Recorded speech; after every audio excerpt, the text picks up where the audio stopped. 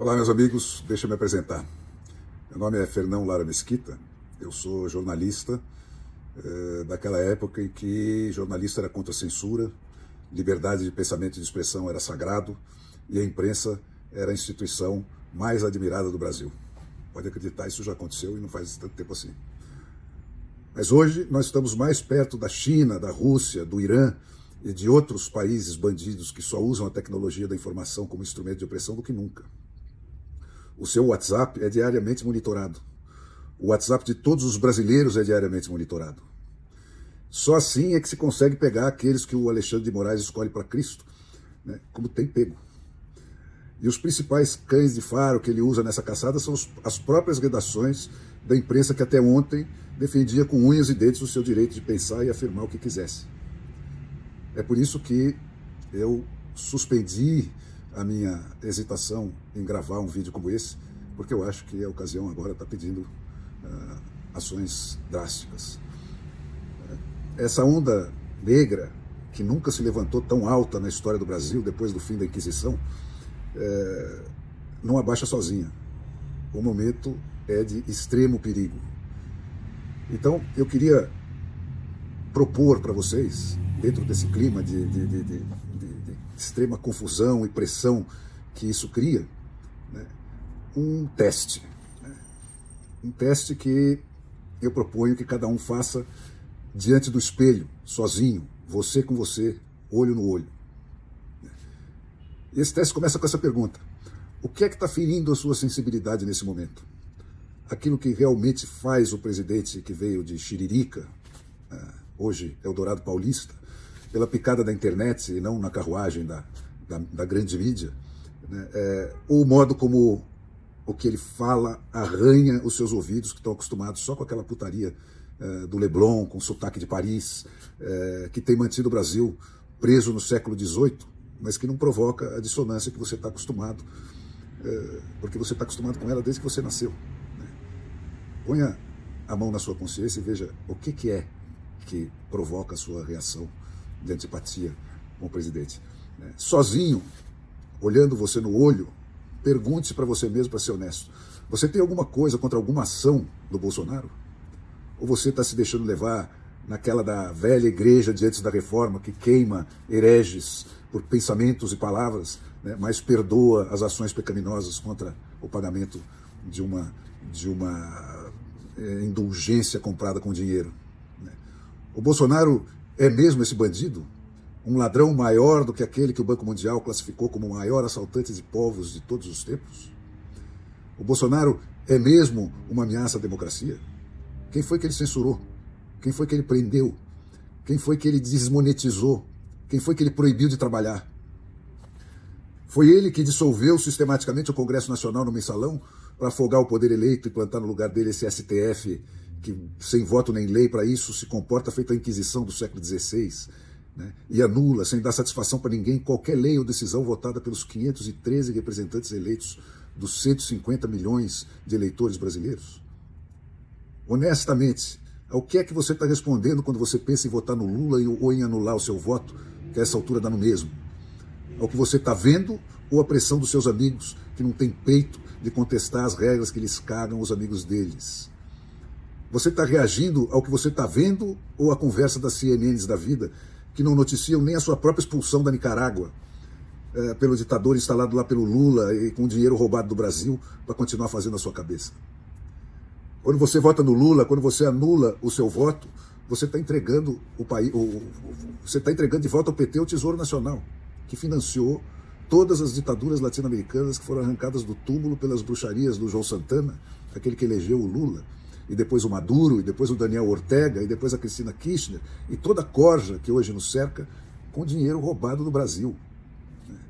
Quando você vota no Lula, ou quando você anula o seu voto, você está confirmando o cancelamento do Poder Judiciário brasileiro pela canetada do Dr. Fachin, o advogado dos comícios do MST, que a Dilma enfiou no Supremo para anular a sentença de 9 juízes das 3 instâncias do Judiciário abaixo do STF.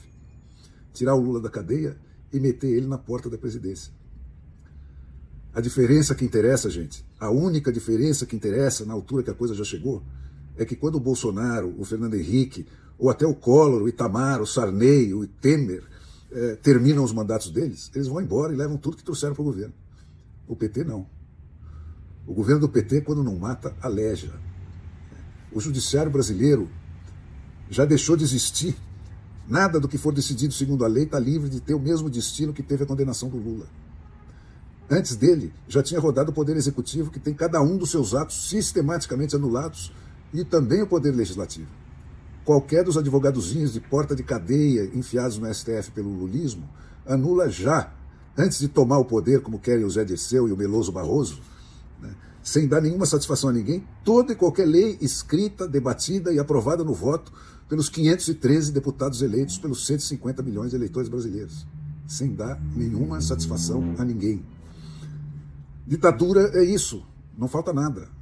Nós voltamos para o século XVII, antes da divisão dos poderes em nome da proteção do povo. Nós vivemos numa monocracia, que é a coisa mais perto de uma monarquia que tem hoje. E quem não gostar, que vai reclamar com o STF, que hoje está em 7-4, mas já em 2023 pode ir para 9-2, porque tem a aposentadoria do Lewandowski e da Rosa Weber já no ano de 2023. O Lula, faltando uma semana para a eleição, nem se tocou de publicar um programa de governo, porque não precisa. É o mesmo de sempre. Eles já tentaram 3 vezes antes passar o mesmo golpe e foram impedidos sempre na última hora.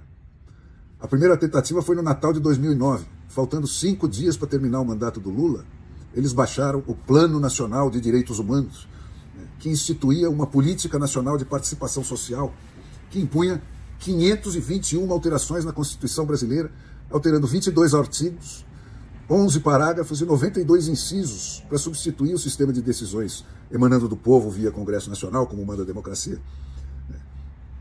A segunda tentativa foi uma reedição do mesmo pacote, então rebatizado de decreto número 8.243 da Dilma Rousseff, baixado no dia 23 de maio de 2014, véspera da Copa. Sempre eles aproveitando esses momentos de confusão e de desatenção do país para tentar passar os seus golpes.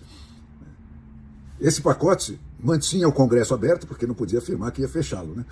Mas sem nenhuma função, porque tudo passaria a ser decidido por plebiscitos convocados pelo presidente da República e decididos por novos mecanismos deliberativos a cargo de movimentos sociais e representantes da sociedade civil organizada. Isso eu estou sendo textual. Eu vou deixar para vocês depois o link onde vocês podem ler palavra por palavra o que eles escreveram e tentaram passar 3 vezes antes de agora. Por esse instrumento, todos os poderes da União e do Ministério Público, assim como os do Judiciário, estariam submetidos a esse tipo de controle social, sempre entre aspas. Todos os instrumentos da Lava Jato, as delações premiadas, as prisões na segunda instância, etc., seriam revogados. E o controle da mídia, a obsessão do Lula, se faria com a atuação da Anatel e da Polícia Federal para impedir perseguições como a que o Lula tinha sofrido. Com o STF e a mídia dominadas, eles desistiram dessa frescura. Não precisava mais. Rodou o Ministério Público, agora o que vale são as ordens dos Randolphos Rodrigues da vida que o STF executa. Rodaram a Lava Jato, a lei da ficha limpa e a condenação na segunda instância. Rodou a liberdade de imprensa, caçada pelos próprios jornalistas. Mas tinha muito mais que ficou ainda por fazer. O plano instituía uma comissão de direitos humanos nos legislativos, em cada legislativo, estou falando do municipal, do estadual e do federal. Em cada uma teria uma comissão de direitos humanos para fazer uma triagem prévia das matérias que eles poderiam ou não processar. Quer dizer, os escolhidos do PT, dos movimentos sociais, que diriam para o legislativo eleito pelo povo o que eles poderiam ou não processar. Eles obrigariam todos os professores do país a fazer passar por um processo de reeducação. Olha onde vai a coisa. Eles vedam ao judiciário dar sentenças de reintegração de posse das propriedades invadidas, tanto as rurais quanto as urbanas, prerrogativa que se tornaria exclusiva desses movimentos sociais, autores das invasões. Eles é que decidiriam se e quando as propriedades poderiam ser reivindicadas pelos seus legítimos donos. Eles desmontariam as polícias estaduais e criariam uma central única de comando de todas as polícias do país. O que seria o tiro de misericórdia no federalismo brasileiro. Os governos estaduais e municipais que vivem de mesada do governo federal, dada se e quando eles quiserem se comportarem bem, têm hoje ainda as suas polícias que lhes fornecem um serviço de inteligência e os cercam de uma força armada que o governo federal não pode pisotear à vontade, né? Teria que pensar 2 vezes antes de fazer isso. Então, gente, a coisa já foi longe demais. Ditadura é isso aí, sem tirar nem pôr, né? Se o Brasil mandar o lulismo para onde ele merece, eu não sei quantas décadas perdidas nós vamos levar para nos curarmos de tudo isso, de toda essa doençarada que o PT instilou nas veias do país enquanto ele esteve no poder. Mas se você votar no Lula, votando ou anulando o seu voto, que dá no mesmo, né, você vai estar dizendo, é isso aí, rouba mesmo, prende mesmo, arrebenta mesmo, né? Se sem precisar a coisa já chegou, se sem isso a coisa já chegou onde chegou, imagine se as urnas disserem isso para esse pessoal. Aí não tem mais conserto. Nós vamos ser uma nova Argentina, uma nova Rússia, com o nosso próprio Putin ameaçando o mundo, assassinando opositores, como estão fazendo todos esses vizinhos nossos que o Lula ajudou a pôr onde estão. Então, gente, atenção, muita atenção. O Brasil nunca esteve tão perto do abismo quanto está hoje, né? Então, antes de apertar aqueles botõezinhos no domingo que vem, pensem muito seriamente no que vocês vão estar fazendo.